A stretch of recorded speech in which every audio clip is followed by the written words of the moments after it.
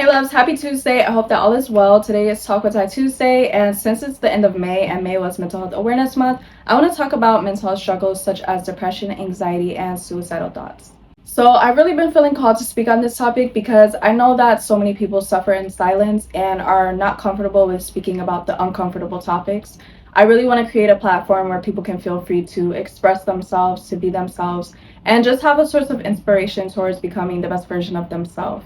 So I'm going to be sharing with you guys my mental health struggles and how I overcame them in hopes that I can shed some light for anybody that's currently struggling. So if you're interested, let's get into it. So before I start, I just want to say trigger warning because I will be talking about everything, self-harm, depression, suicide, all of that. So if you are uncomfortable with that or in a rough place right now and that's not something that you can handle, please be aware of that. This video may not be something that you may want to watch at this time, but if not, then let's get into it. Alright guys, so I'm ready for this video. I hope that you are too. It's been a long time coming and I really wanted to wait until I fully overcame the issues that I was dealing with to speak up on it. So I'm in a completely different place and I really just want to help anybody out there that is struggling to know that you are more than capable of overcoming it and just kind of give you some encouraging words. So I want to give a little backstory to what kind of caused my depression and anxiety and suicidal thoughts. For me, my depression was, I guess, on the worst end of the scale. For everybody, it's really different. Some, it's just a matter of not being able to do daily tasks like get out of bed, shower, eat, things like that. And then for others, it gets a little worse to the point where you may have suicidal thoughts or self-harm. Mine, it got to that point where I had every basically symptom. I was in a really dark place and it got really bad for me. So for me, some things that kind of caused my depression, it really started when I got out of high school. It wasn't as bad then. Over the years, it got progressively worse, especially because I wasn't really doing anything to help it or fix it. I wasn't speaking up. I wasn't talking to anybody. I'm typically a person that does not like to talk to people about things because it's a lot of trauma. I'll just say that. There's been a lot of trauma that I've experienced that's caused me to really not want to open up and not be expressive. I'm different now because I noticed how that was hindering me. And if you are in that predicament where you are struggling, that's the worst thing that you can do, I would say, is to stay silent about it. And I know a lot of people don't really have an outlet to speak up or have people that they can trust. So if it is possible for you, I would highly recommend a therapist. I did end up getting into therapy, and if you can't afford therapy, then I would recommend some online groups. There's a lot of groups online, and I'm not just talking about like the suicide hotline. I mean like support groups, like Facebook groups. There's groups everywhere, honestly, so I would recommend doing that if you don't have access to therapy. So yeah, it really started in high school. Well, not in high school, but when I got out of high school, which was in 2015. So I would say it started around 2016, 2017. I experienced a lot of things that were just really traumatizing, as for like physical abuse, mental abuse, sexual abuse. And like I said, it just got progressively worse over the years. So it really started with mental abuse that I was experiencing. And I didn't really know how to handle that at the time because I'm the type of person, I like to handle things myself. I feel like I can handle everything. I don't like to be a burden to people. I don't like to express myself. Well, that was the past me, but so it was really difficult because I didn't really understand what I was feeling, why I was feeling it. I didn't realize that I was depressed until it got to the point where I started feeling like I did not want to be here anymore.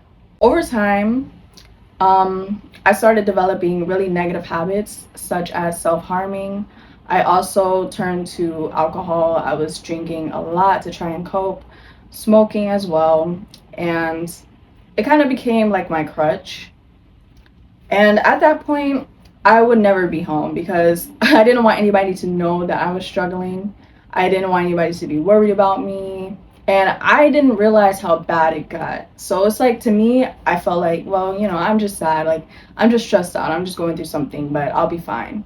I didn't actually realize, like, I was not okay. And that, if you're in a good place and you are I don't want to say sane because it's not like I was insane or something, but those are really strong signs that you may be struggling and it's time to get help, especially if you start turning to self-harm. um yeah, I just really did not feel like I wanted to be here. I got to a point where, and if you guys hear some knocking, I don't know what the heck that is, excuse that, but it got to a point where I did not want to be sober ever, because it was harder to be sober and to, okay, that's like really pissing me off. You guys, literally, this is like the second time filming this video, because the first time it just was not like, it was a bunch of technical difficulties. Like, I'm not gonna let the devil win though. I'm gonna get this video out. It's like distractions and things keep happening every time that I try to film this video. But anyways, so so it got to a point where I did not want to be sober. It was really hard to be sober, and I started experiencing derealization. If you guys don't know what that feeling is, it's basically feeling as if you don't actually exist. And I didn't realize that I was kind of going through like an ego death. It was a whole spiritual experience. I'm not gonna lie. Like, my depression kind of caused me to go into a spiritual awakening, because I felt like I was losing myself so much. That old version of me was dying. And that was another part of why I was experiencing depression, because I was going through such traumatizing things and just feeling like I didn't want to be here, to the point where I kind of detached from who I was. I detached from my 3D self. I was in a few extremely toxic relationships.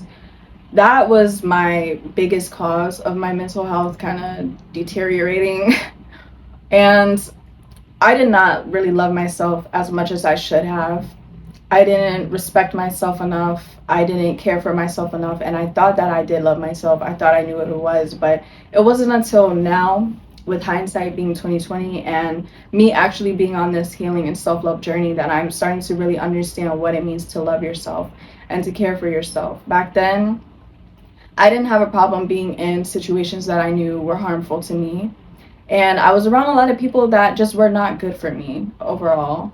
It got to a point where people started noticing that I was not okay, because there were situations where people had to come and check on me and, you know, do all this stuff, because I was just feeling like I was losing my mind, guys. Like, I really felt lost. Like, I literally lost myself. And during that time when I was experiencing all these things, like the abuse and all of that, sexual abuse, physical, I'm the type of person to think, you know, everything happens for a reason. But being in that situation, I was like, what logical explanation or reason could I be experiencing these like extremely traumatizing situations? It was very hard for me to wrap my head around that. But I am a person that likes to keep faith, and even during that time, I was not into my hobbies as much anymore. I wasn't doing the things I loved, which is why I kind of gave up on my whole art. I stopped posting for so long because I was struggling. I didn't feel joy in it anymore. It was hard to feel joy in anything, to be completely honest. I wasn't working. I ended up quitting my job too, because every time I would go to work, I would just go to the bathroom and I would be crying, because I just did not want to be here. I did not want to exist anymore. And the thing is too, it's not even that you don't want to be alive, but it's more so a feeling of you just not wanting to experience those painful situations. It felt like it was just back to back to back to back. It was just something after something. And I was like, all right, I'm not the strongest soldier no more, bro. Like, I can't do this no more. I'm done. I give up. Like, I was at that point. I stopped showing up to work. They were calling me. I never answered. I never went back. That was because, you know, I was depressed, and it also was because I was just like trying to find my purpose. I knew that that was not for me. I was literally going, like, guys, I was going through so much at the time. I was trying to find myself. I was in these toxic connections. I was just, my whole world was falling apart. And I didn't understand, but now that I see, it was really falling apart for it to be rebuilt. And back then, I wasn't praying as much.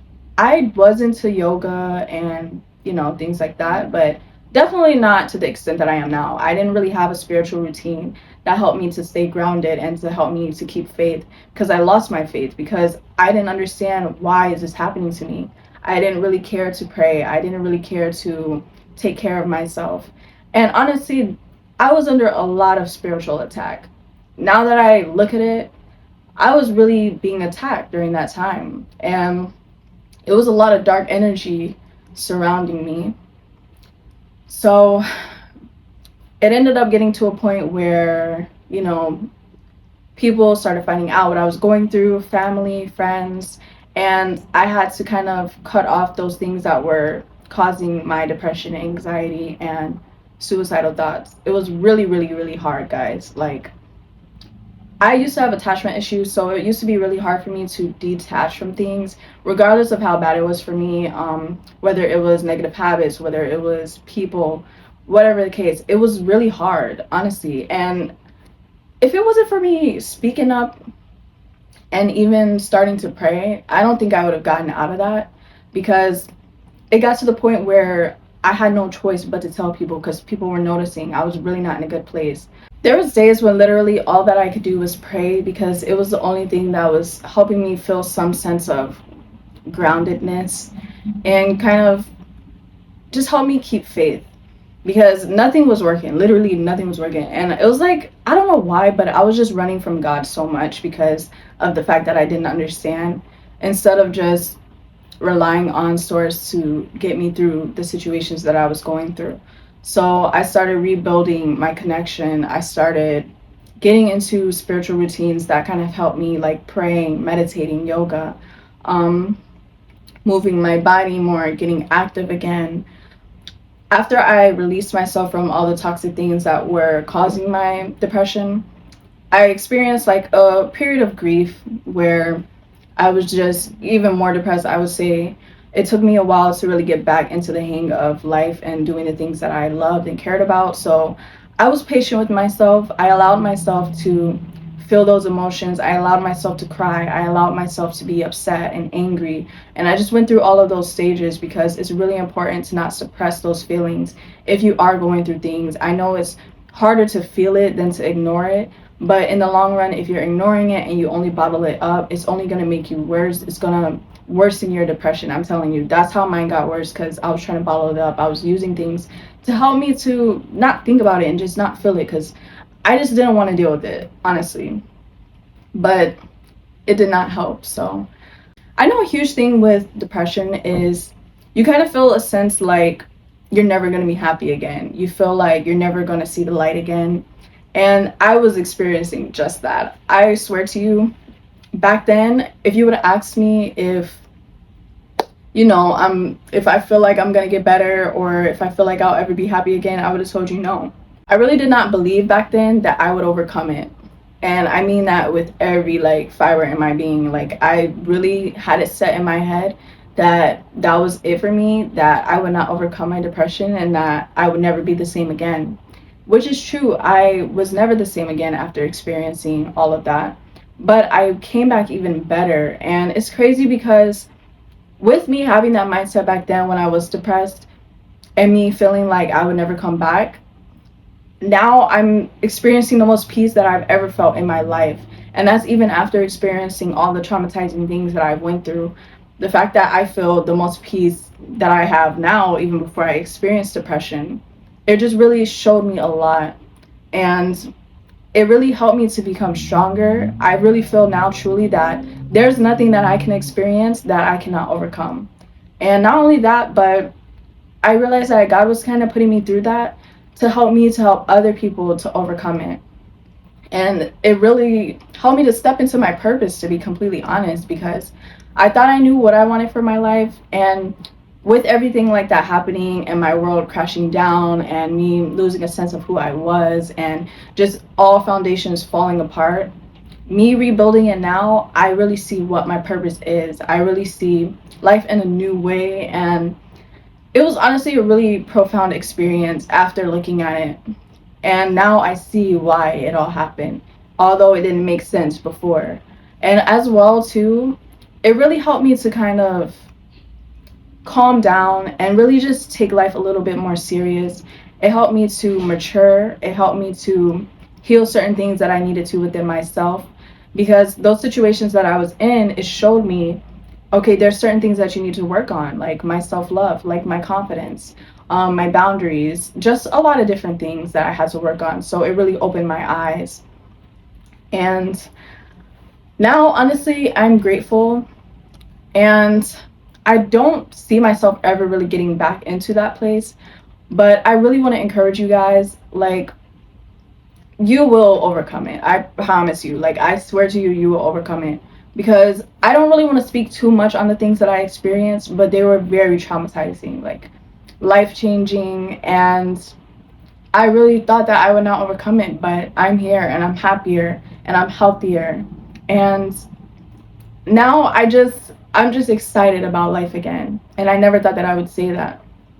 So I really want to encourage you guys. Some things that I started picking up once I was getting back into my groove, I started, like I said, having a spiritual routine. I meditated, I did yoga. That helped me a lot with my anxiety, because I have really high anxiety and I overthink a lot.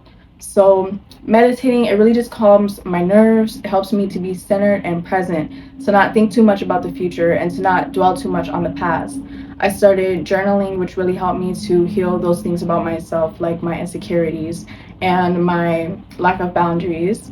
And I also started getting back into things that I loved and even picked up on new hobbies.